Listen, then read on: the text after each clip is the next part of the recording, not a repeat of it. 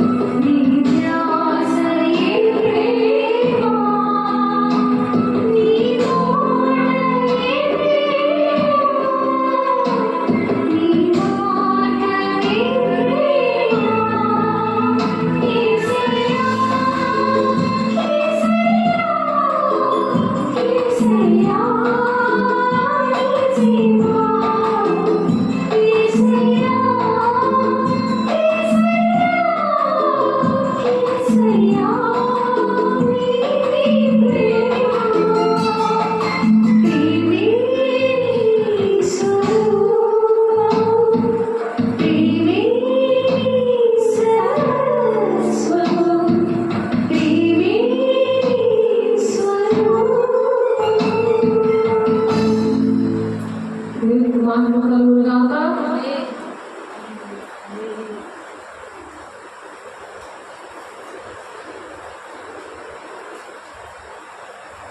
మొదటి యోహాను వారు రాసిన పత్రిక 4వ అధ్యాయము, మొదటి యోహాను 4వ అధ్యాయము 8వ వచనము చూద్దాము. రామదేవులో ఉన్న బిడ్డలు ఆఫ్లైన్లో కూడా దేవుని నామమును మహిమపరచడానికి దేవుడు ప్రేమ స్వరూపున్నాడు కాబట్టి ఆయన ప్రేమ లేకపోతే మనము బ్రతకలేము. మనం సజీవ లెక్కలో దినాల్లో ఈ విధంగా దేవుడు మనల్ని ఆశీర్వదించినందుకు దేవుడికి అనేకమైన కోట్లాది వందనాలు స్తోత్రాలు చెల్లిస్తూ దేవుని రాజ్యానికి వెళ్ళడానికి దేవుడు అనుగ్రహించిన కృపను బట్టి దేవుని వందనాలు చెల్లిస్తూ మనము సిద్ధపడదాం. దేవుని ప్రేమలో మొదటి యోహాను రాసిన పత్రిక 4వ అధ్యాయం 8వ వచనంలో దేవుడు ప్రేమ స్వరూపి కాబట్టి, దేవుడు ప్రేమ స్వరూపి కాబట్టి ఆయన పిల్లలుగా మనం కూడా ప్రేమ కలిగి ఉండాలని దేవుడు మన కోసం ప్రాణం పెట్టాడు. మానవాళి రక్షణ కోసం, మానవాళికి మరి పాప క్షమాపణ, మతము కులము భేదం లేకుండా పాప క్షమాపణ ఉంటేనే పరిశుద్ధ పట్టణానికి మనము యెరూషలేము పట్టణానికి వెళ్ళడానికి, పెళ్లి కుమార్తె సంఘముగా సిద్ధపడడానికి కావాల్సిన మొదటి అర్హత ఏంటంటే దేవుడు ప్రేమ స్వరూపి అన్నాడు. కాబట్టి మనము కూడా క్రీస్తు కలిగిన సంపూర్ణత కలవాల మగువరకు ఆయనలో ఉండి అన్ని విషయాల్లో మనం ఎదగాలని దేవుడు ఈరోజు ప్రేమ స్వరూపి అనే విషయాన్ని మనలో మాట్లాడుతున్నారు. కాబట్టి మొదటి యోహాను 4వ అధ్యాయం 8వ వచనంలో దేవుడు ప్రేమ స్వరూపి. ప్రేమ లేనివాడు దేవుని ఎరుగడు. దేవుడు నమ్ముకున్నాను పేరు మాత్రం ఉండదు కానీ దేవుడు గుణాలు వాళ్ళలో ఉండవు. అది మనము చెక్ చేసుకోవడానికి. ఎందుకంటే పరిశుద్ధ పట్టణానికి, దేవుని పట్టణానికి, యెరూషలేము పట్టణానికి పెళ్లి కుమార్తె సంఘముగా మనం వెళ్ళాలి అని అంటే దేవుడు ప్రేమ స్వరూపి. ప్రేమ లేని వాడు దేవుడు ఎరుగడు అంటున్నారు ఇక్కడ. ప్రేమ లేకపోతే దేవుడు గుణాలేంటో తెలియదు. మనం ఆయన ద్వారా జీవించినట్లు దేవుడు తన అద్వితీయ కుమారుని లోకంలోనికి పంపేను. మనం ఆయన వల్ల జీవించాలని, ఆయన ద్వారా జీవించాలని మనుషుల ద్వారా కాదు. మనుషులు అక్కడ పడతా ఉంటాం కానీ దేవుడు ప్రేమ స్వరూపి కాబట్టే మానవాళ్ళందరి కోసం ఆయన పేదోళ్ళు, గొప్పోళ్ళు, మతం అని, కులం అని, భేదాలు అనేది మనుషులు పెట్టుకున్నారు కానీ దేవుడు మాత్రము పెట్టలేదు. కాబట్టి దేవుడు ఎరగట్లేదు. అంటే దేవుడు అయితే ఆయన గుణాలు ఏంటి, ఆయన ప్రేమ ఏంటి అర్థం అవ్వట్లేదు మనుషులకి. అందుకని ఉగ్రత దినాలు వచ్చాయి. ప్రకృతి దేవుని నామాన్ని మహిమపరుస్తుంది, దాని భాష లేదు అంటున్నారు. ఆకాశం దేవుని పనిని వివరిస్తుంది, దానికి భాష లేదు. అందుకనే ఆ భాష లేని ప్రకృతి రచిస్తుంది. అంటే కారణాలు అవే. కాబట్టి మనం ఆయన ద్వారా జీవించాలి. ప్రకృతి ఎలాగైతే మరి ఆ దేవుడి మీద ప్రేమ కలిగి ఉన్నదో, దేవుడు ఎరిగిందో, ఆయన సృష్టించాడు, ఆయన సృష్టికర్తని ఎరిగారో, ఆ సృష్టికి భాష లేకపోయినా అవి ఎలా ఎరిగి దేవుని స్తుతిస్తున్నాయో, కృతజ్ఞత కలిగి ఉన్నాయో, ఆయన దేవుడు మహిమపరుస్తున్నాయో, అది కీర్తనలో 19వ అధ్యాయం 1, 2, 3 వచనాలు ఉంటుంది. కాబట్టి మనం ఆయన ద్వారా జీవించినట్లు దేవుడు తన అద్వితీయ కుమారుని లోకానికి పంపించాడు. లోకంలోనికి, భూలోకంలోనికి దేవుడు ఎందుకు పంపించాడు? దీని వల్ల దేవుడు మనం ఎందుంచిన ప్రేమ ప్రత్యక్షపరచబడింది. ఎవరైనా నీకు బాగలేకపోతే నీటికి వచ్చారు, నన్ను అంతగా ప్రేమించి వచ్చారండి, నేను ఇంత బాధలో ఉంటే మీకు ఎలా తెలిసిందండి అని చాలా కన్నీళ్ళు వచ్చారు. పనికి వాళ్ళు కన్నీళ్ళు అంటారు అవి. కానీ దేవుడు పంపించాడనే విషయం తెలియదు. దేవుడే పంపిస్తాడు అలాంటి వాళ్ళని. దేవుడి ప్రేమ స్వరూపి కాబట్టి ఎవరైతే ఎరిగారో, దేవుడి ప్రేమని ఎవరైతే కలిగి ఉన్నారో, అన్ని విషయాల్లో ఎరిగారో, కొత్తమైన ఆత్మతో నింపబడ్డారో వాళ్ళే దేవుని వార్తను ప్రకటిస్తారు, దేవుడి ప్రేమను కనపరుస్తారు. కాబట్టి మనం ఏది జరిగినా దేవుడు చేస్తేనే జరుగుతాయి. దేవుడు ఆర్డర్ లేకపోతే ఎవరు ఏం చేయలేరు. మనం ఇలా ఉన్నామంటే, మన ఊపిరి ఆడుతుందంటే, మన ప్రాణం ఉందంటే, మన కాలు ఆడుతుందంటే దేవుడే కారణం. ఆయనే సృష్టికర్త. కాబట్టి సృష్టి అర్థం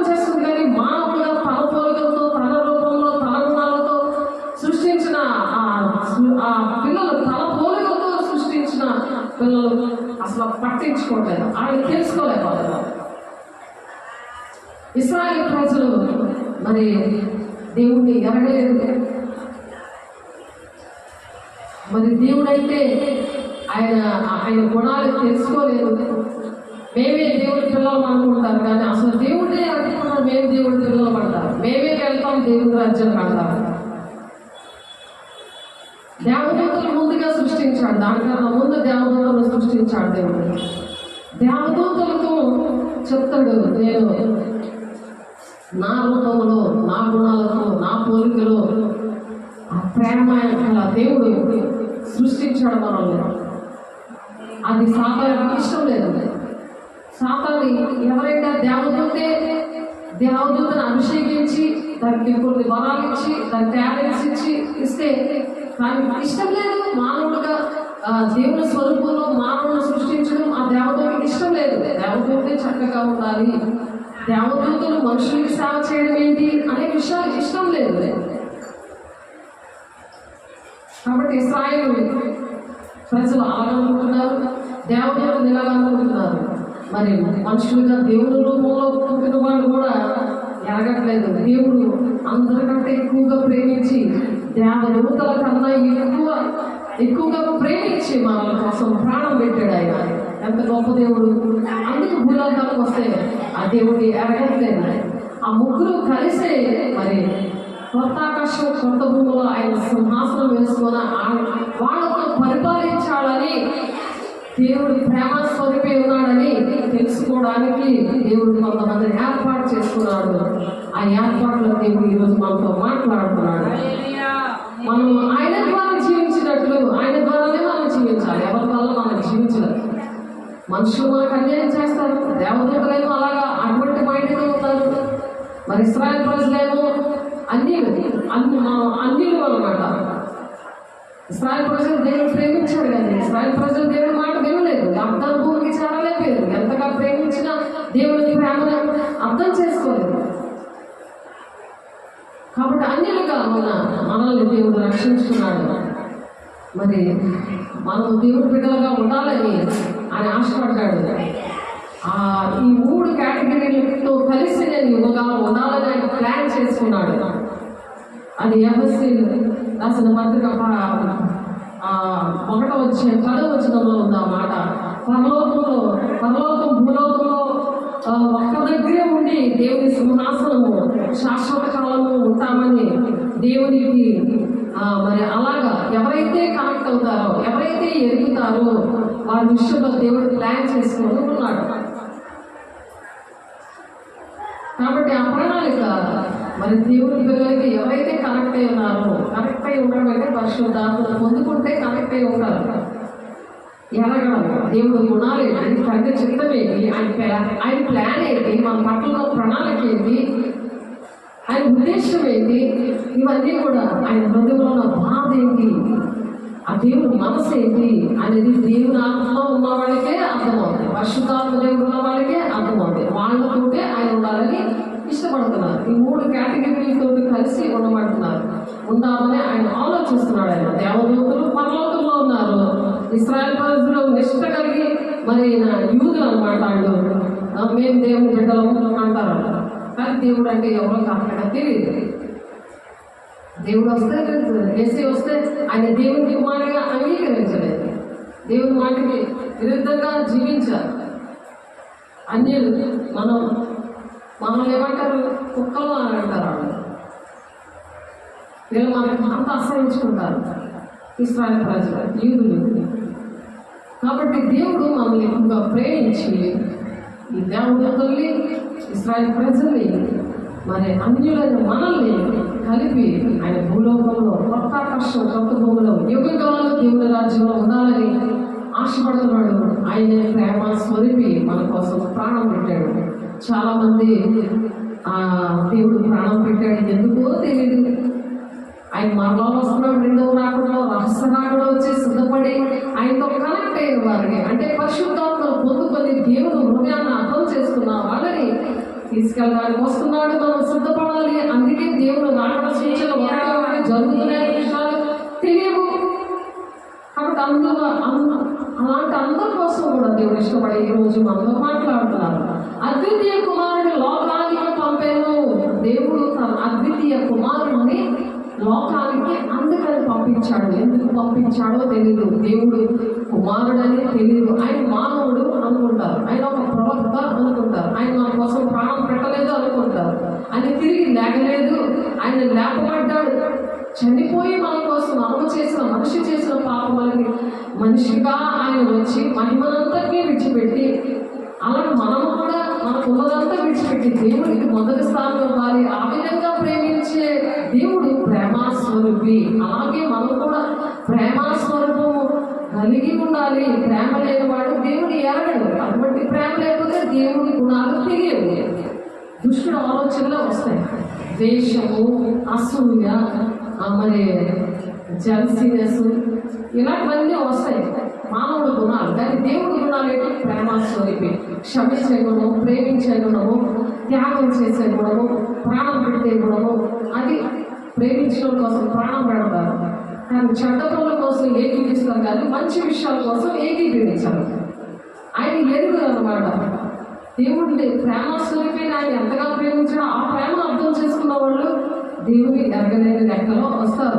కాబట్టి దేవుడు లోకానికి పంపబడ్డాడు. దీనివల్ల దేవుడు మన ఎంతుంచిన ప్రేమ ప్రత్యక్షపరచబడింది అనమాట. ఆయన ఎంతగా ప్రేమించాడో దేవుడు కుమారుని భూలోకానికి తీసుకుని మనం దేవుని కుమారులుగా, మనం కూడా ప్రేమ స్వరూపులుగా, ఆయన స్వరూపంలో నిర్మించిన దేవుడు. ఆయన గుణాలు కూడా మనం కలిగి ఉండి ఆ పరిశుద్ధ పట్టణానికి, దేవుడితో యుగగాలు ఉండడానికి దేవుడు మన కోసం ప్రాణం పెట్టాడు. మన పాపలు, శాపములు, అతిక్రమంలో, అక్రమముల కోసం ప్రాణం పెట్టాడంటే అనుక్షణము దేవుడు ప్రాణం పెడతాడు.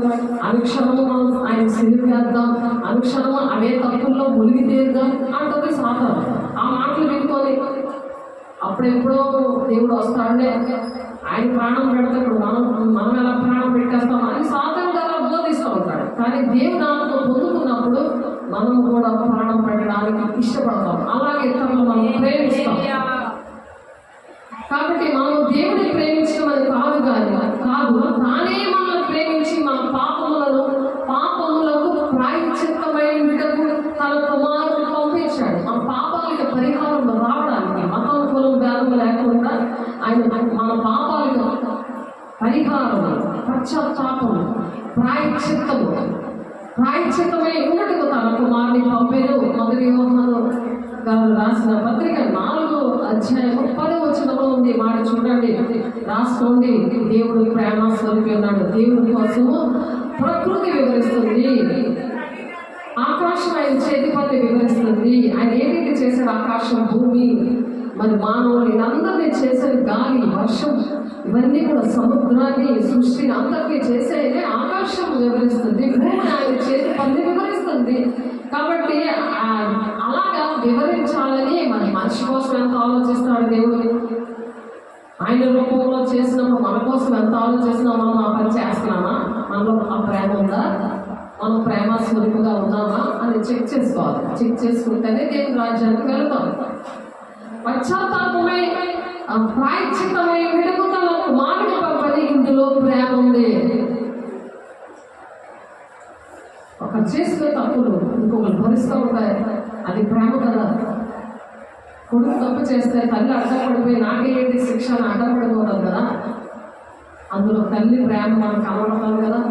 మరి తండ్రి దేవుడు కుమారుడు పంపించేశాడు భూలోకమంతటి కోసము. అలా చేసిన ప్రతి ఒక్కరి పాపముల కోసము మతం కులం భేదం లేకుండా ఆయన భూలోకాలకు వచ్చి ఆయన మన కోసం ప్రాణం పెట్టాడు. ఆ ప్రేమ స్వరూపైన దేవుడు మనము కూడా ప్రేమ స్వరూపులుగా ఉండాలని దేవుడు నేర్పించాడు. ప్రియులారా, దేవుడు మనల్ని ఇలాగ ప్రేమింపగా మనం ఒకరినొకడు ప్రేమింపబద్ధులుగా ఉన్నాము. అలాగ ఆయన ప్రేమిస్తున్నప్పుడు మనం కూడా ఒకరికొకరు మనం ప్రేమ కలిగి ఉండాలి. ఏ ప్రేమ అది? దేవుని ప్రేమ, సైతాన్ ప్రేమ కాదు. సైతాన్ ప్రేమే అదే నిజమైన ప్రేమ అని అది చెప్తుంది. ఎంత ఫాస్ట్గా చెప్పేస్తుందో. మనం దానికన్నా ఫాస్ట్గా చెప్పాలంటే దేవుని ఆత్మను పొందుకోవాలి. నేను చెయ్యనని చెప్పాను కదమ్మా, నాకు రాదని చెప్పాను కదమ్మా, సాధారణంగా మాటలు పలికిస్తాడు. ఆడి వర్షంలో ఉన్నప్పుడు ఆడే మాట్లాడతాడు. నాలో నుండి ఎవరు మాట్లాడుతున్నారు ఇలా పిచ్చి మాటలు అని నన్ను క్షమించయ్యా అని చెప్పి దేవా నువ్వు వస్తే నేను చేస్తానయ్యా, నీ పని ఏంటయ్యా నేను చేయనంటున్నాను, ఇది సాధారణంగా మాట్లాడుతున్నాడే అని అర్థమైపోవాలి.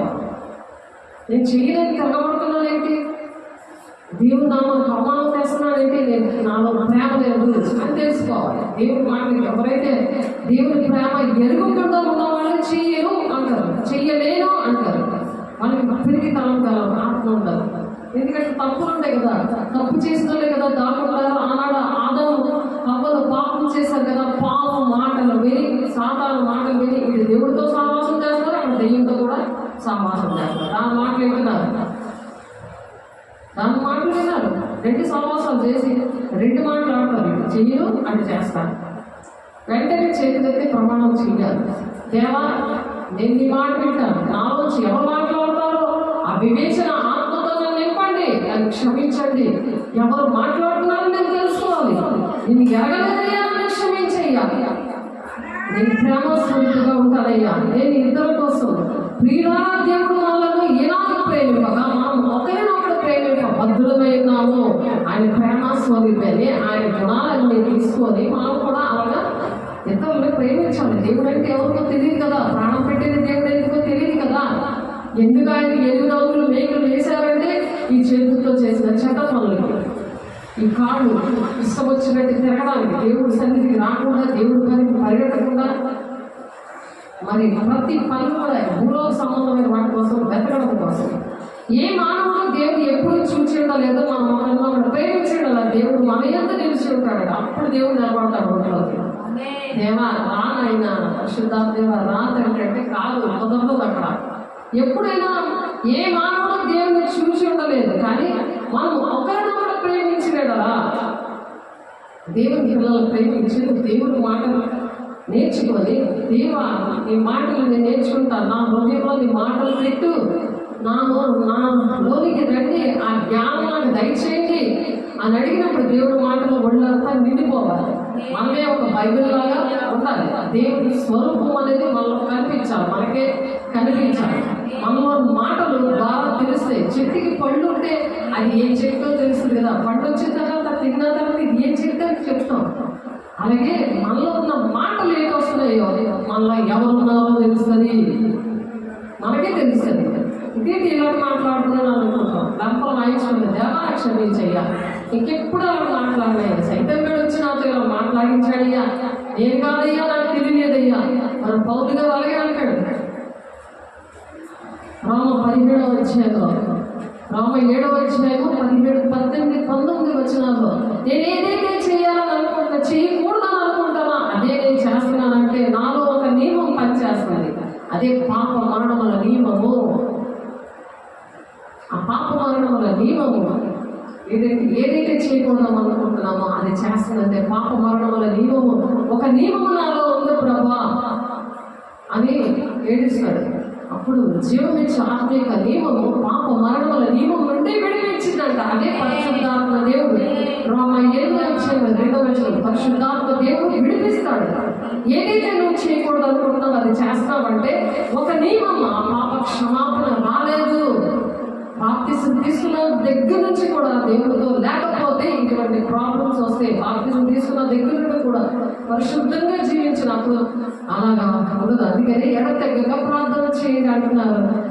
మరి ప్రార్థన సమాసం రొట్టె ఇచ్చింటే ఎడతెగక ఉండమంటున్నారు. అందుకే అపోస్తులు 2:43 అప్పుడు అపోస్తులు వాడమంటారట, సైతానికి మనమంటే భయం వేస్తుంది, అది మనం ముట్టదు, అది మనం నడిపించదు, అది వాళ్ళ ఒంట్లోకి ఉండి మనతో మాట్లాడదు, ఒక బ్రహ్మచ్చి ఆత్మలాగా మాట్లాడదు, భ్రమం అంటది. దేవుళ్ళు ఉన్నామని అనుకుంటాం కానీ అదే బాగు చేస్తుంది. అది నీకు రాదని చెప్పు, స్వార్థ చేయదని చెప్పు, నీకు ప్రేమ లేదు, అంత మీద కోపం వచ్చేస్తుంది నీకు అని అది చెప్పదు. దేవుడు చెప్తాడు, వెంటనే ఒప్పింపచేసే ఆత్మ వస్తుంది. నేను వచ్చి పాపం నుంచి నీటి నుంచి ఒప్పింపచేసే ఆత్మ వచ్చి దేవా నన్ను క్షమించయ్యా, నన్ను నడిపించయ్యా అని చెప్పి మనం ప్రార్థన చేసుకుంటాము.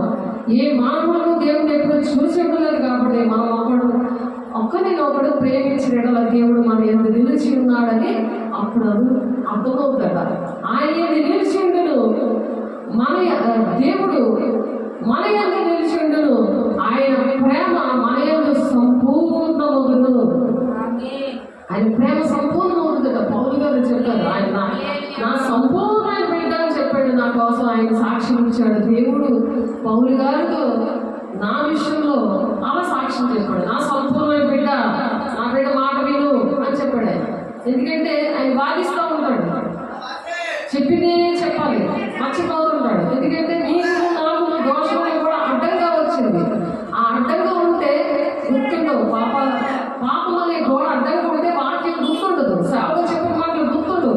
మాటికి అడగడమే, ఎంత వివరించి చెప్పినా అర్థమవుతుంది. అందుకని ఎక్కువ మాట్లాడద్దు. వాక్యం దేవుని సన్నిధిలో కూర్చొని నువ్వు ధ్యానించు అని చెప్పారు దేవుడు. కాలనడుగు, సన్నిధికి వచ్చి ధ్యానించు, వాక్యం చక్కగా చదువుకొని ధ్యానించు. అది కీర్తనాకారుడు చెప్తాడు, దివా రాత్రులు ఆయన వాక్యాన్ని ధ్యానించేవాడంట ధన్యుడు. అతడు నీటి కావులు ఏమన్నా నాటబడినదే ఆకువాడక తన కాలం ముందు ఫలమిచ్చి చిట్టులా ఉన్నాడంట. అంటే అనేక మంది దీవెనకరంగా ఉంటారన్నమాట. ఎప్పుడు పరిశుద్ధాత్మ దేవుడు లోనే ఉంటారన్నమాట. అంటే చెట్టు నీరు పక్కన ఉంటే అదే నీటి వారన నాటబడినదే ఆకు వాడక తన కాలమందు ఫలమిచ్చి చెట్టులా ఉన్నంటే పరిశుద్ధాత్మ దేవుడు ఆ చెట్టే మనిషికి నిత్యము కూడా ఉంటాడనమాట. వాక్యం ధ్యానిస్తూ ఉంటాయి. వాక్యాన్ని ధ్యానించాలి. అంతేగాని మనుషుల కోసం ఆలోచించుకోవడం, మనుషులతో మాట్లాడుకోవడం ఈ వాక్యం దేవుడితో మాట్లాడటం. వాక్యం చదవడం అంటే, వాక్యం వినడం అంటే దేవుడితో మాట్లాడేటప్పుడు పరిశుద్ధాత్మ దేవుడు నీటి కాలంలో యోగం నాటబడిన చెట్టులా ఉంటారు. చెట్టు అంటే మనిషి. అది దానియేలు గారు రాసిన పత్రికలో 4వ అధ్యాయంలో ఉంటుంది. నెబుకద్నెజరు చెప్తాడు, అక్కడ తమ సాక్ష్యం చెప్తాడు 4వ అధ్యాయంలో చెట్టు కోసం. నెబుకద్నెజరుకో కాలం వస్తుంది, తన సాక్ష్యం చెప్తాడు. తన మాట వినకపోతే, దేవుడి మాట వినకపోతే పశువులాగా గట్టి వేస్తావు అని చెప్తాడు ఆయన. రాజే పశువులా గట్టి వేస్తాడు. ప్రజలు ఏమైపోతారు? 4 కాలాలు పనిష్మెంట్ వచ్చేస్తుంది. పశువులా గట్టి వేస్తాడు. ఎప్పుడైతే సరి చేసుకుంటాడో, ఎప్పుడైతే దిద్దుబాటు చేసుకుంటాడో అప్పుడు పశువు మనసు పోయి మానవ మనసు వస్తుంది. అది దానియేలు రాసిన పత్రికలో 4వ అధ్యాయం మొత్తం నెబుకద్నెజరు తన సాక్ష్యాన్ని రాస్తాడు. అక్కడ 12 నెలలకి అది నెరవేరిపోతుంది. కాబట్టి ఏ మనసు ఉంది? పశువు మనసు పోయి మానవ మనసు వచ్చిందంట. దేవుడు మనసు వచ్చింది కాబట్టి దేవుడు మన యందు నిలిచిండును, ఆయన ప్రేమ మన యందు అలా సంపూర్ణమైందట నెబుకద్నెజరుకి, రాజుకి. ఎందుకంటే మనసులోనే అహంకారం వచ్చింది. మనసులో అహంకారం అనేది సాతాను సంబంధించింది. దేవదూతలకి లేడని దేవుడు అభిషేకించాడు. ఆయన దయా సంకల్పంలో మనల్ని ఏర్పాటు చేసుకుంటే దానికి ఇష్టం లేదు. అందుకనే దేవదూతల కన్నా ఎక్కువగా మనల్ని ప్రేమించాడు.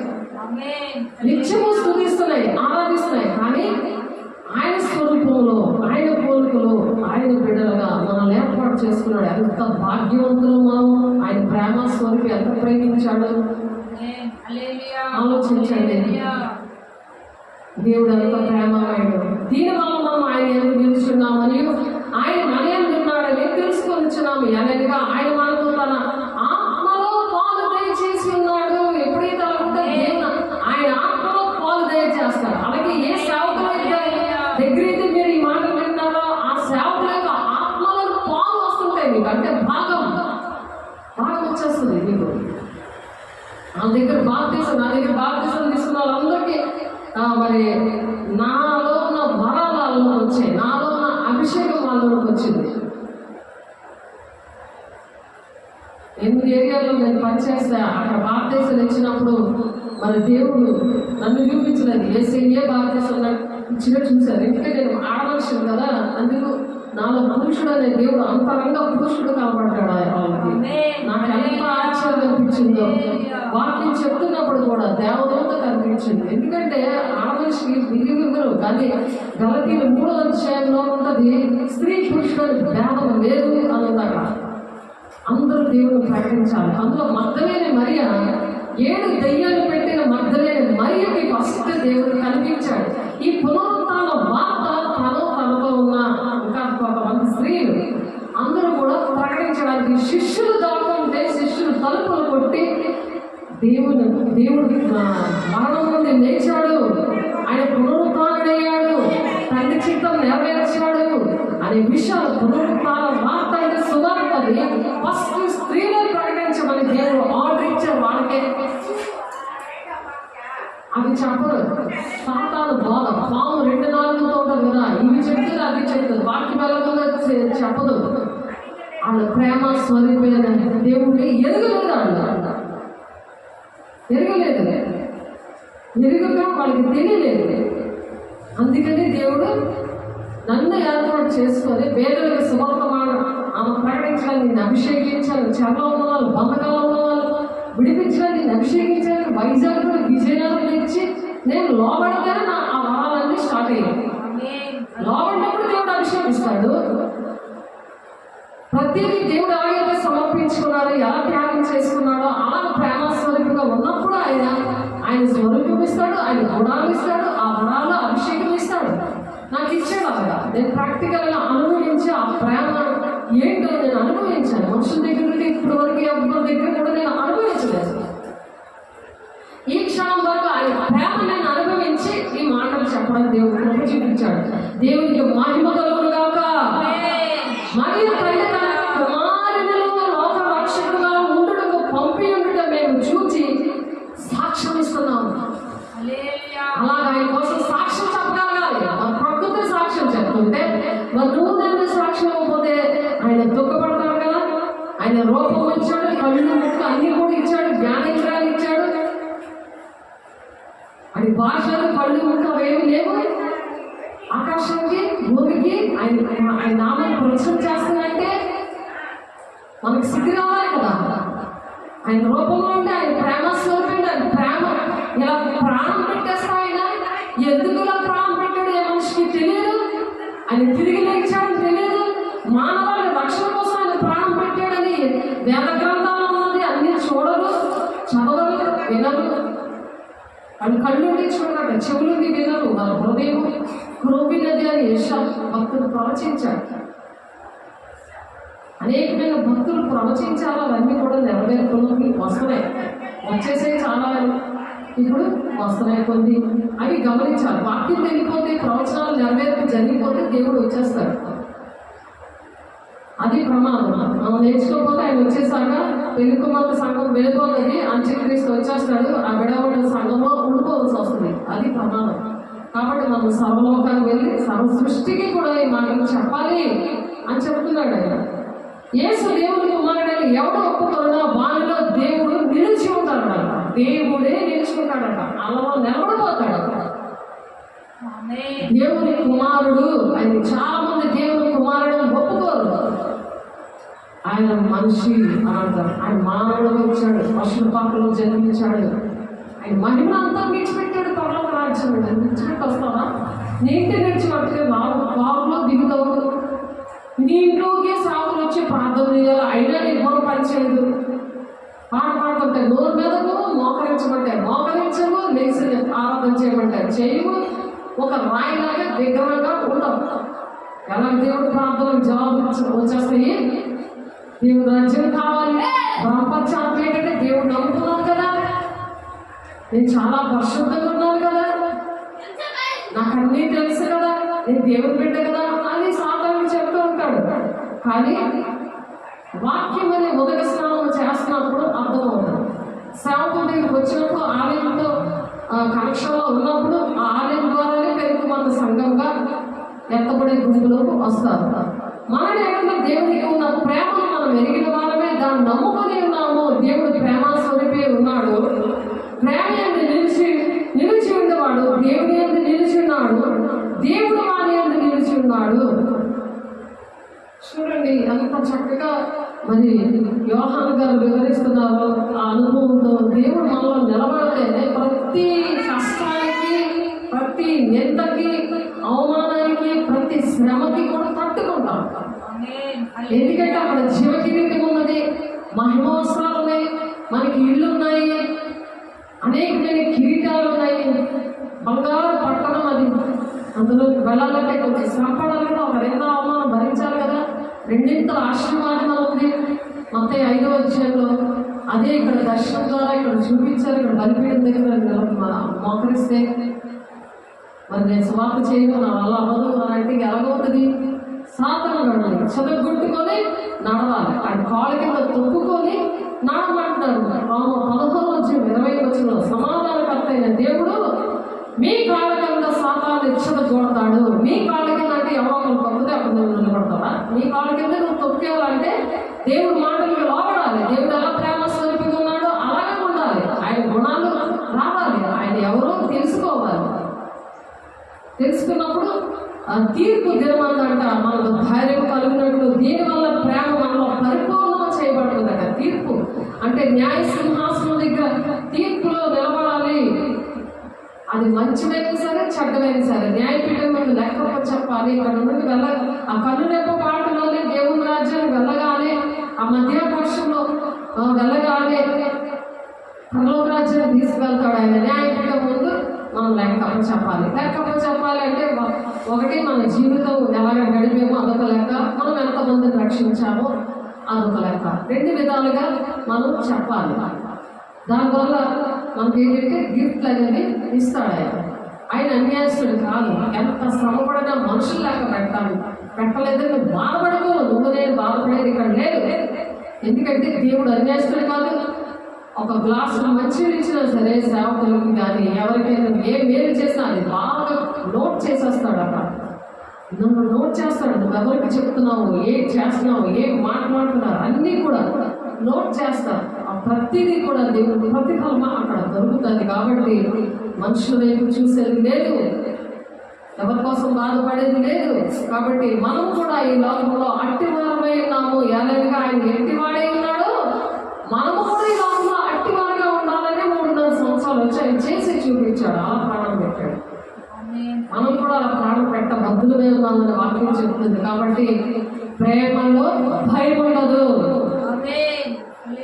అంతేకాదు పరిపూర్ణమైన ప్రేమ భయమును వెళ్ళగొట్టదు. భయము దండనతో కూడినది. దండించినట్టు ప్రేమ చెప్తుంది. అంతేకాని కొట్టినట్టు మాట్లాడుతున్నారు ఏంటండి? అందులో ప్రేమ ఉంది. దేవుని రాజ్యానికి వెళ్ళాలని అది ఇక్కడ యోహాన్ గారు మాట్లాడుతున్నారు. ప్రేమలో భయం ఉండదు. అంతేకాదు పరిపూర్ణమైన ప్రేమ భయమును వెళ్ళగొట్టును. భయము దండనతో కూడినది. భయపడివాడు ప్రేమ పరిపూర్ణంగా చేయబడినవాడు కాడు. ప్రేమ స్వరూపం కాదు. అంటే పరిపూర్ణం చేయబడలేదు ప్రేమలో. ఆయన ప్రేమ స్వరూపి అంటే ఆయన బిడ్డగా లేవు. అది పరిపూర్ణం చేయబడిన వాడు కాదు. ఆయనే మొదట మనల్ని ప్రేమించదు కనుక మనం ప్రేమించుచున్నాము. ఆయనే మొదట మనల్ని ప్రేమించాడు కనుక మనం ప్రేమించుచున్నాము. ఎవడైనా నేను దేవుని ప్రేమించున్నా అని చెప్పి తన సహోదరిని ద్వేషించినట్లా అతడు అబద్ధికుడును. తాను చూసిన తన సహోదరిని ప్రేమింపన వాడు తాను చూడని దేవుని ప్రేమింపలేడు. దేవుని ప్రేమించేవాడు తన సహోదరుని కూడా ప్రేమింపవల్లని ఆజ్ఞను మనం ఆయన వలన పొంది ఉన్నాము. కాబట్టి మనం దేవుని ఆజ్ఞలమాట నిన్ను వెళ్ళి నీ పొరుగు వారిని ప్రేమించమని 2వ ఆజ్ఞ. మొదటి ఆజ్ఞ ఏంటంటే దేవుని నీ పూర్ణ ఆత్మతోనూ పూర్ణ మనసులోనూ దేవుని ప్రేమించమంటున్నాడు. కాబట్టి అవి లేవు అని అంటే ఇక్కడ 1వ అధ్యాయం 1వ వచనంలో 1 యోహాను రాసిన పత్రిక 4వ వచనంలో 1వ వచనంలో ప్రియులారా అనేకులైన అబద్ధ ప్రవక్తలు లోకంలోనికి బయలువెళ్తున్నారు కనుక ప్రతి ఆత్మను మీరు నమ్మక ఏం చెప్తున్నారు? అనేకులు అబద్ధ ప్రవక్తలు లోకంలోకి బయలుదేరుతున్నారంట.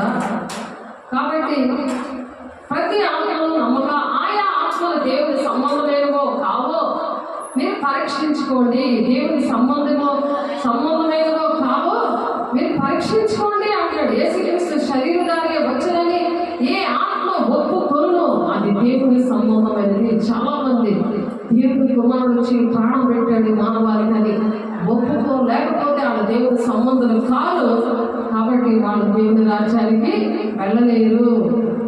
ఏ ఆత్మ యేసుని ఒప్పుకొనదో అది దేవుని సంబంధమైనది కాదు. దీన్ని బట్టి దేవుని ఆత్మను మీరు ఎరుగుదురు. క్రీస్తు విరోధి విరోధి ఆత్మ వచ్చిందని మీరు వినిన సంగతి ఇదే.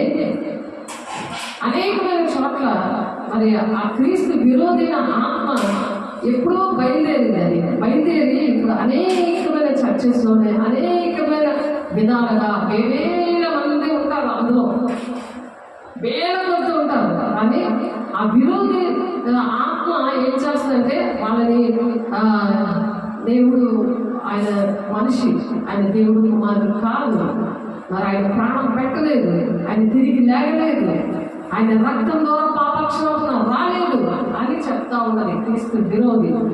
ఇది వరకే అది లోకంలో ఉన్నది అని చెప్తున్నారు. అందుకే క్రీస్తు విరోధి ఆత్మ వచ్చిందంటే మీరు వినిన సంగతి ఇదే. క్రీస్తు విరోధి ఆత్మ ఉంది, అలాంటి దగ్గర ఉంటే వెంటనే అక్కడ పరిగెత్తుకొని వచ్చి దేవుడు రక్తం ద్వారానే విడుదల, రక్షణ, మోక్షము అనే విషయాలు తెలియాలి. ఆయన ఒక్కడే మన కోసం ప్రాణం పెట్టాడు. ఆ పరిశుద్ధ రక్తం ద్వారానే నీకు పాపక్షమాపణ వస్తుంది, నీకు స్వస్థత వస్తుంది, విడుదల వస్తుంది, దెయ్యాల మీద అధికారం వస్తుంది. ఎటువంటి పరిస్థితిలో ఉన్నా, ఎటువంటి పాపంలో శాపంలో ఉన్నా వేసే రక్తం ద్వారానే విడుదల వస్తుంది అని చెప్తున్న వాళ్ళ దగ్గరికి నువ్వు పరిగెత్తుకొని రావాలి. ఈ క్రీస్తు విరోధి ఆత్మ ఎక్కడుందో అక్కడ నువ్వు ఉండకూడదు. దేవుని రాజ్యానికి రావాలంటే నువ్వు ఎత్తబడే పెళ్లి కుమార్తె సంఘంలో నువ్వు ఉండాలి. అలాగే దేవుడికి కరెక్ట్ అంటేనే దేవుని రాజ్యానికి వెళ్తారు. చిన్నపిల్లలారా అంటే ఎవరు ఏమన్నా సరే పట్టించుకోవాలన్నమాట, నవ్వుకుంటూ తీసుకుంటారు. వాళ్ళని చిన్నపిల్లలకు మనసు అన్నమాట. చిన్నపిల్లలారా మీరు దేవుని సంబంధులు, మీరు ఉన్నవాడు లోకంలో ఉన్న వారి కంటే గొప్పవాడు కనుక మీరు జయించున్నారు. అలాంటి వాళ్ళు మీరు జయించారు. చిన్నపిల్లల మనసు ఉన్నది. ఎవరు ఏదన్నా కదా అందుకే నేను దేవుడి మాటలు చెప్పను అని సాధారణంగా మీతో చెబుతున్నా సరే అది ఆఫ్టర్లుగా తీసుకుంటారు. చిన్నపిల్లలు కొట్టేసిన తీసేసిన ఎలాగైతే పట్టించుకోరో ఆ మనసు కావాలి. అది దేవుడిని ఎరిగి ఉండడం అంటే అది దేవుని ఆత్మ, ఆ దేవుని ప్రేమ స్వరూపెట్టే ఆ ఆత్మ. దేవుడు మనసు అంటే ఏంటి? పరిశుద్ధాత్మ దేవుడు అంటే ఏంటి? చిన్నపిల్లల మనసు ఉండాలంటే పట్టించుకోవాలి. దేవుడి విషయంలో ఒక నింద, అవమానం, దెబ్బ ఏదైనా కాస్తారంటారు. కాబట్టి పౌలు గారు అంటారు బ్రతుకు దగ్గర ఇస్తే చాలా అయితే లాభమే, అంటే అక్కడ వెళ్ళిపోతే అంతలో మంచిది. అంత బేగా దేవుడు వచ్చేస్తాం కాబట్టి మనమే వెళ్ళిపోవాలా అనిపిస్తుంది ఆ చిన్నపిల్లల మనసుకి. వారు లోక సంబంధులు కనుక లోక సంబంధులైనట్టు మాట్లాడదు, లోకం వారి మాట వినదు. లోక సంబంధులు వాళ్ళు, అందుకనే లోకం వాళ్ళ మాట వినరు, మన మాట వినరు. కాబట్టి మనం దేవుడి సంబంధాలు, దేవుడు ఎరిగిన వాడు మన మాట వినను. దేవుడి పిల్లలు మన మాట వింటారు, దేవుడి పిల్లలు మన మాట వినరు. అది ఇక్కడ చెప్తున్నారు. దేవుని ఎరిగిన వాడు మన మాట వినడు, దేవుడి సంబంధి కానివాడు మన మాట వినడు. ఇందువల్ల మనము సత్యస్వరూపమైన ఆత్మ ఏదో, భ్రమపరిచే ఆత్మ ఏదో అక్కడ మనం తెలుసుకుంటాం అన్నమాట. భ్రమలో మనం బతుకుతున్నామా, లేకపోతే సత్యస్వరూపమైన ఆత్మ మనలో ఉందా? బాధపడిపోయే వరకు ఆ లోకంలో మాటలకి, ఆ నిందలకి, అవమానాలకి భయపడిపోయి దేవుడి మాటలు ప్రకటించకుండా ఉన్నామనుకో, భ్రమపరిచే ఆత్మ అంటే సాధారణ ఆత్మ. అది అలాగే వెనక్కి లాగేస్తూ ఉంటుంది. రా నాతోటి భయపెట్టేస్తుంది, తిరిగితనం వచ్చేస్తుంది, ప్రేమలో భయపడదు. నువ్వా నేను తేల్చుకున్నా రా అన్నాను, దాని పని పడుతుంది, దాన్ని తొక్కుకొని పరిగెడతావు సాధారణంగా. కాబట్టి ఆ బ్రహ్మపరిచే ఆత్మ ఉంది, సత్య స్వరూపైన ఆత్మ అంట. ఆత్మ ఏదో బ్రహ్మపరిచే ఆత్మ ఏదో మనం తెలుసుకుంటున్నాము. ఆట పడుతుంది బ్రహ్మపరిచే ఆత్మ, వాక్యం చెప్తుంది, పరిచర్య చేస్తుంది, అన్నీ చేస్తుంది. ఎందుకంటే అది లూసిఫర్ కాబట్టి, లూసిఫర్ ఆత్మ అది. దానికి అన్నీ వచ్చు, అన్ని యాక్టివ్గా ఆడుతుంది, అన్నీ తెలుసు. దానికి ఎసరక్తమే చేయమని చెప్పమంటది. నీకు నొప్పి వస్తే దెయ్యం వచ్చింది కదా ఎసరక్తమే చేయని చెప్పు, నువ్వు జాగ్రత్తగా ఉండు, నువ్వు భయపడుతూ ఉండు, నువ్వు చచ్చిపోయాడు అది చెప్తుంది. కానీ పరిశుద్ధాత్మ మాత్రం పొందుకోలేవదు. ఆత్మ మరి ప్రేమ స్వరూపిగా నేను ఉండలేవదు. ఇతరుల కోసం ఇతరులు ఏ బాధలో ఉన్నా పట్టించుకో. వాళ్ళకి ప్రార్థన చేయడం మీ భయం, వాళ్ళకి ఏదైనా చెప్పాలంటే ఏమి రాదు, అలా ఉండదు. కాబట్టి మనం దేవుని బిడ్డలుగా దేవుడు ఏంటి చేశారో, ఏ విధంగా స్వస్థత కార్యాలు చేశారో, ఏ విధంగా దేవుడు అభిషేకం పొందుకోవడానికి ప్రార్థన చేశాడో అవన్నీ మనం నేర్చుకోవాలి. కాబట్టి అలాగా నేర్చుకోకుండా ఇక్కడ ఇశ్రాయేల్ పెద్దలు కొందరట నా ఎదురు వచ్చి నా ఎదురు కూర్చొని ఉండగా యెహోవా వాక్కు నాకు ప్రత్యక్షమే ఈలాగ సాగించెను. యేస్కేల్ గారి దగ్గరికి వచ్చి ఇశ్రాయేల్ పెద్దలు వచ్చారట, వచ్చి కూర్చున్నారట. కూర్చోగానే యెహోవా వాక్కు యేస్కేల్ గారిలోకి వచ్చి మాట్లాడుతుంది. మనలో వచ్చి కూడా మాట్లాడతారు. మరి నా పరిచయంలో కూడా దేవుని పిల్లల్లోకి వచ్చి ప్రవచనం చెప్పారు.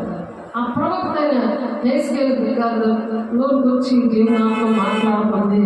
ఎలాగంటే యెహోవా వాక్కు నాకు ప్రత్యక్షమే ఇలాగ సెలవిచ్చెను, నరపుత్రుడా, ఈ మనుషులు తమ హృదయంలో విగ్రహములనే నిలుపుకొని విగ్రహములని హృదయంలో నిలుపుకున్నారట ఈ జనులు. ఏంటి ఆ విగ్రహాలు? సెల్ ఫోను, భర్త, లేకపోతే పిల్లలు, లేకపోతే ఉద్యోగము, అబద్ధాలు, నిద్ర, బద్ధకం, ఇవి విగ్రహాలు అన్నమాట. ఎక్కువ దాన్ని ప్రేమిస్తారు. కొంచెం టైమే దేవుడికి ఇస్తారు. నేను దేవుల్లో ఉన్నానని బ్రహ్మచాత్మతో ఉంటుంది, అది భ్రమలో ఉంటుంది, నేను దేవుడు బిడ్డనని. కానీ చూస్తే అబద్ధాలు, మోసము, బూతులు, చెడు వ్యసనాలు ఇవన్నీ పెట్టుకుంటారు. కానీ పాటలు పాడతారు, మెసేజ్ చెప్తారు, పాస్టర్గా ఉంటారు, సువార్థికులుగా ఉంటారు, చాలా మంచి వాళ్ళకి పేర్లు పొందుతారు, శాలువాలు కల్పించుకుంటారు.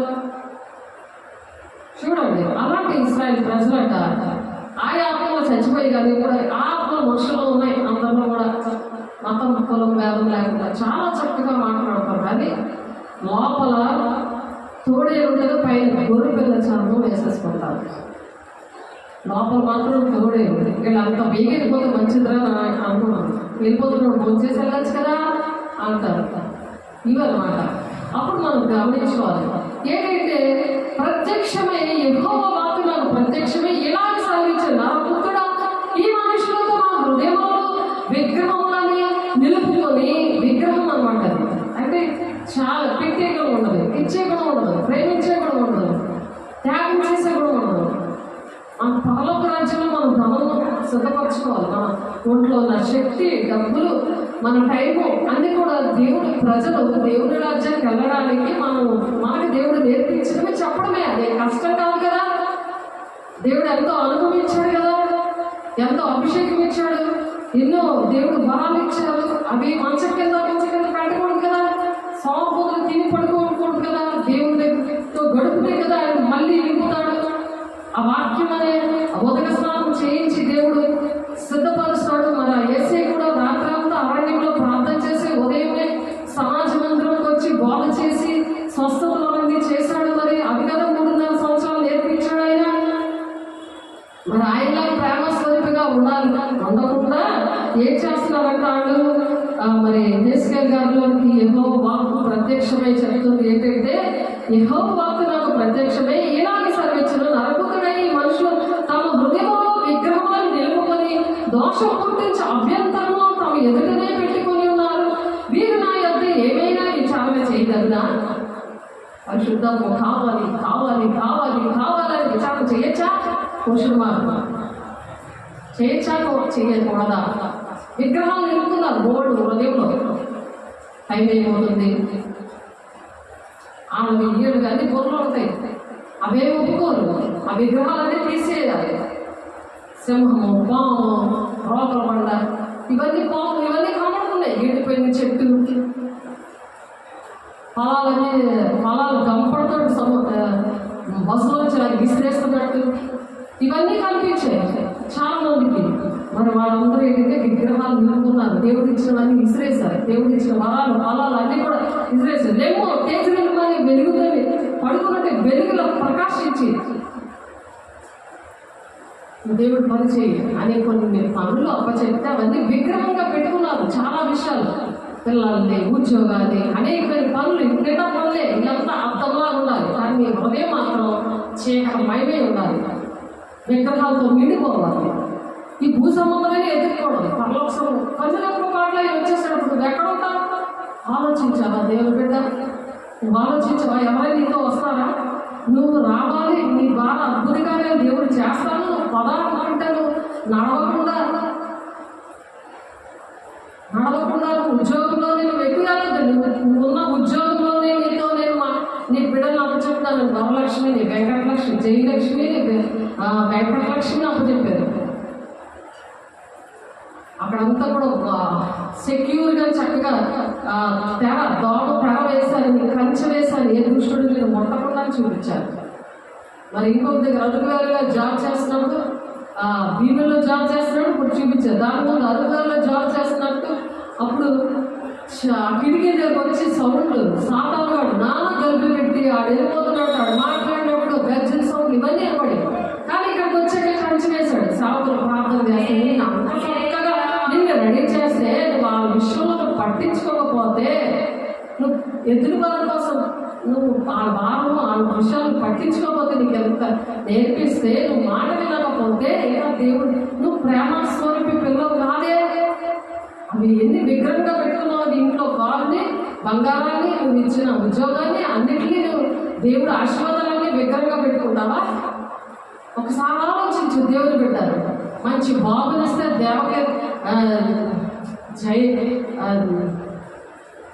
దేవుడు రాజ్యంలో నుండి వచ్చాడని దేవకీరణ పేరు పెడితే నువ్వు విగ్రహంగా చేసుకుంటావా? మనుషుల్ని దేవుని సంబంధాల మనిషి దేవుని సేవకులనే పక్కన పెడతావా? వాళ్ళతో ఫోన్లు చేస్తే ఫోన్లు ఎత్తకుండా ఉంటావా? తండ్రి చిత్తాన్ని నెరవేర్చాలి అని చెప్తే క్రమంలో ఉండు, లేకపోతే అక్రమ చెవులు కొండంటాడు. నాకు మరి కఠిన వెళ్ళే తీర్పు, మీకు ఒక తీర్పే ఉంటుంది, క్రమంగా నడవడం అని చెప్తే నచ్చట్లేదా? ఇవే విగ్రహాలు. అలా విగ్రహాలు చేసుకొని మీరు నా యొద్ద ఏమైనా విచారింపదవునా అని క్వశ్చన్ మార్క్ వేస్తాడు. విచారించకూడదు అంటే ఏదైనా ప్రార్థన చేస్తే దానికి జవాబు రాదు. ఈ విగ్రహాలని తీసేయాలి, క్రమం ఏదో చేసుకోవాలి. క్రమం తండ్రి చిత్తాన్ని నెరవేర్చి నా రాజ్యంలో అవతారం ఉంది. మొదటి 7:21 అక్రమం చేయవల్ల పోటీ మీరు ఎవరు నాకు తెలియదు అంటున్నాడు దాని ముందు వచనాల్లో. అలా అక్రమంగా నడుస్తామా? క్రమంగా నడుస్తామా? అలా క్రమంగా నడవకుండా ఏమంటున్నారంట, వీరు నా యొద్ద ఏమైనా విచారింపదగునా, కావున వారికి సంగతి తెలియజేసి ఎలాగో చెప్పుము, ఈ విషయాలు చెప్పు అని చెప్తాడు. హెస్కేల్ గారిలో ప్రవచనం ఆయన వాక్యం వస్తుంది. నీ సన్నిధిలో నా మాటలు ఉన్నాయి అని నాతో యిర్మీయా ప్రవక్త గారు నాతో మాట్లాడాడు ఆయన. ఇక్కడ హెస్కేల్ ప్రవక్త గారితో మళ్ళీ మనతో మాట్లాడుతున్నాడు దేవుడు. కావాలని వారికి సంగతి తెలియజేసి ఎలాగో చెప్పుము, ప్రభువైన యెహోవా సెలవిచ్చిన దేవనగా తమ విస్తారమైన విగ్రహమును బట్టి తమ మనస్సును విగ్రహములను నిలుపుకొని తమకు దోషము కలుగు చేసుకొని తమ ఎదుట అభ్యంతరం పెట్టుకొని ప్రవక్త వద్దకు వచ్చి ఇశ్రాయేలు అందరూ తమ విగ్రహముల మూలంగా నాకు అన్యులైరి. వీళ్ళంట అన్యుడితో లెక్క. అన్యులు వస్తారు కదా, ఇలా దండం పెట్టుకొని ఏదో ఒకటి వేసేసి నాకు ఆశీర్వదించు, నన్ను దీవించు, నాకు నీ అభిషేకం ఇయ్యు. ఇది అన్యుల పని. ఇలాగా బొర్రెట్టుగానే ఇలాంటి గంటలాడి ఇక్కడ గంటలాడు పూజ. అలాగా సేవలు చేతులేసి ప్రార్థన చేసేయాలి. ఇదన్నమాట అన్యుల స్టైల్. ఇవి కావాలి. ఆలోచించండి. దేవుడి మాటలు యెహోవా వాక్కు ప్రత్యక్షమై మాట్లాడుతున్నాడు. తమ ఎదుట అభ్యంతరములు పెట్టుకుని ప్రవక్త యొద్దకు వచ్చి ఇశ్రాయేలీయులందరూ తమ విగ్రహముల మూలంగా నాకు అన్యులైరి. వాళ్ళు అన్ని జనులాగా అయ్యారట. అంటే అన్యులు అలాగున్నారో నీకు అదే బాధలు, నువ్వు అలాగే ఆశీర్వాదాలు కోరుకున్నావు, నీకు కూడా అలాగే అభిషేకం కావాలి, మమ్మల్ని దీవించండి, ఆశీర్వదించండి, నువ్వు కూడా అలాగే వస్తున్నావు, నువ్వు అన్ని జనులాగా ఉన్నావు. అలా గమ్ములేరట. కనుక నేను వారి హృదయములను లోపరుచున్నట్లు యెహోవాకు నేనే వారికి ప్రత్యుత్తరం ఇస్తాను, నేనే వాళ్ళతో మాట్లాడుతాను అంటున్నాడు. ఇదిగోండి వాక్య స్వరూపమైన దేవుడు మాట్లాడుతున్నాడు. కాబట్టి ఇశ్రాయేలుకు నీవు ఈ మాట చెప్పుము, ప్రభువుకి యెహోవా సెలవిచ్చిన దేవనగా మీ విగ్రహములను విడిచిపెట్టి మీరు చేయి హేయ కృత్యములన్నిటినీ మాని మనస్సు త్రిప్పుకొనిడి. ఇశ్రాయేలులోను వారి దేశంలో నివసించి పరదేశంలో ఎవరైనా నన్ను అనుసరించక నాకు అన్యులై తమ మనసును విగ్రహములను నిలుపుకొని తమకు దోషము కలుగు చేసుకొని అభ్యంతరము తమ ఎదుట పెట్టుకొని తమ నిమిత్తము నా యొక్క విచారణ చేయవలనని ప్రవక్త యొద్దకు వచ్చిన ఎడల దోషాలన్నీ పెట్టుకొని ప్రవక్త దగ్గరికి రాకూడదు. అలా వస్తే యెహోవాను నేను స్వయంగా వారికి ఉత్తరం ఇస్తాను. సేవకులు ఉత్తరం మీరు యెహోవా దేవుడు నీతో ఇలా వాక్యం ద్వారా మాట్లాడతాడు. యెహోవాను నేనే స్వయంగా వారికి ప్రత్యుత్తరం ఇచ్చేదను. ఆ మనుషులకు నేను విరోధినై నేను యెహోవాని వారు తెలుసుకున్నట్లు వారిని సూచనగాను సామెతగాను చేసి నా జనుల్లో నుండి నేను వారిని నిర్మూలన చేసేస్తాడట. నా జనుల్లో నుండి వాళ్ళని పక్కన పెట్టేస్తానంటున్నాడు. ఆ విగ్రహం తీసేస్తే మంచిదా, లేకపోతే విగ్రహాలు ఉంచుకొని దేవుని దగ్గర అడగడం మంచిదా? ఏదైనా సరే ఆ విగ్రహాలు తీసేయపోతే నా జనులలో నుండి నేను వారిని నిర్మూలన చేసేస్తానన్నాడు. అలా చేసేసాడు. మనకు ఆశీర్వాదాలే కావాలి. ఎందుకు ఇన్ని సంవత్సరాలు మనకి ఇలా జవాబులు రావట్లేదంటే జవాబు ఇదే. ప్రార్థన చేసేస్తా వచ్చి దేవుడు మాట కలగడం, దేవుడు మాట్లాడతాడు. సేవకుల మధ్యవర్తులు మాత్రమే, కానీ సేవకుల పక్షాన ఉంది దేవుడు మాట్లాడుతున్నాడు. వాళ్ళ దగ్గరికి వస్తే నేను మాట్లాడతాను మీతోటి, వాళ్ళని ఎలా పీడించుకొని తింటే నేను మాట్లాడతాను మీతో అని సేవకుల పక్షాన దేవుడు మాట్లాడుతున్నాడు. దేవుడి బిడ్డ వాళ్ళ చేతులు వేసి ప్రార్థన చేసేయాలి. కానీ నువ్వు మాట వినవా? నీలో ఉన్న విగ్రహాలు తీసుకోవా? దేవుడు నీకేం అప్పచెప్పాడు పని? అలా దేవుడు ప్రేమ స్వరూపి అన్నాడు కదా. ఇతరుల కోసం నీ భారం లేదా? నీ రాజ్యం నేను కట్టుకుంటావా? దేవుడి బిడ్డ ఒకసారి ఆలోచించు. మరి ప్రవక్తడు మోసపోయి ఒక మాట చెప్పి లేడవా? ప్రవక్త గారు మోసపోయాడు. అలా బాధ పడలేక ప్రవక్త కూడా అలవాటు తయారయ్యాడనుకో ఎలా ఉంటుంది? మరియు ప్రవక్త కూడా మోసపోయి ఒక మాట చెప్పినాడు. యెహోవా నేనే ఆ ప్రవక్తను మోసపుచ్చువాడిని, నేనే వారికి విరోధిని, నా జనులను ఇశ్రాయేలును వారిని నిర్మూలన చేస్తాడట. నన్ను కూడా తీసేస్తాడట. మీకు ఇష్టం వచ్చింది నేను వచ్చి అంత ప్రమాదం. మీరు బాగోరు, మీ సేవకులు బాగోకుండా చేసేది ఎవరు? సాతానుడు. ఆ ప్రేమ తెలియదు, దేవుడి ప్రేమ తెలియదు. ఎంత జాగ్రత్తగా ఉండాలి మనము. సేవకులు నిర్మూలన చేసేస్తాడు, మిమ్మల్ని చేసేస్తాడు. దేవుడు ప్రేమ స్వరూపి అనుకుంటున్నారు. రెండో రూపం కూడా ఉంది. ఆయన నిర్మూలన చేస్తాడట, ఆయనే నిర్మూలన చేస్తాడట. అప్పుడు మనం ఎక్కడ తెలుస్తాం? పిల్లలు తప్పు చేస్తే వాళ్ళు బడికి పూజ చేస్తారా లేదా? చాలా బాగా చేసేవాళ్ళు ఎత్తుకొని ముద్ర పెట్టేస్తావా? పుల్లికాలంలో దొరికి వచ్చేస్తాడు. ఇప్పుడే స్నానం చేస్తే బొర్ర పందిలా దొరుకుని వస్తే ఏం చేస్తారు? చాలా బాగా దొరిలేవరా అని సొంటగా ఎత్తుకొని ముద్దు మీద ముద్దు పెడతారా?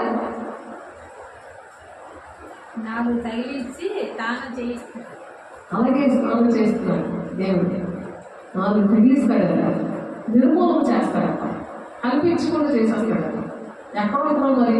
మళ్ళీ దేవుడి దగ్గర పాపుకుంటూ వస్తారు. పొరపాటులాగా అన్ని ఒప్పుకొని అన్ని విగ్రహాలు పక్కన పడేసి అన్ని పోయాక, ఆస్తి అంతస్తు అన్ని పోయాక అప్పుడు గుర్తొస్తాడు. బాధ వస్తాడు, అప్పుడు బాధ అవుతున్నాడు. దాని ముందు వినడానికి దేవుడే మాట్లాడుతున్నాడు. దేవుడు నామ స్తోత్రం.